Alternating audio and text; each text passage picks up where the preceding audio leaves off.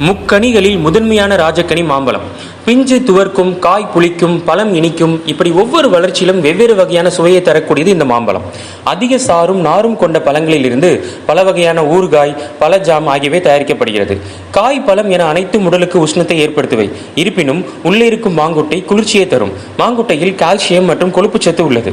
மாம்பழத்தில் vitamin A, நார்ச்சத்து, carbohydrate, சர்க்கரை சத்து, vitamin C, calcium, phosphorus, sodium, potassium போன்ற விட்டமின்கள் உள்ளன. மாம்பழத்தில் பங்கனப்பள்ளி, அல்போன்சா, ராஷ்புரி, நிலம், மல்கோவா, கிளிமூக்கு, இமாம், காசாலட்டு என 12 வகைகள் உள்ளன. மாம்பழம் நம் உடலுக்கு தேவையான நோய் எதிர்ப்பு சக்தியை தருகிறது. உடலின் இரத்த வெள்ளை அணுக்களை அதிகரிக்க செய்கிறது. உணவை செரிக்க வைக்க உதவுகிறது. உயர் இரத்த அழுத்தத்தை கட்டுப்படுத்தி இதய துடிப்பை சீராக்கிறது. மாரடைப்பு, பக்கவாதம் வராமல் தடுக்கிறது. கண் சம்பந்தமான குறைகளை தீர்க்கிறது. மலக்குடல் புற்றுநோய், மார்பக புற்றுநோயை சரி செய்கிறது. இதனால் இது கேன்சர் ஃபைட்டிங் ஃப்ரூட் என அழைக்கப்படுகிறது.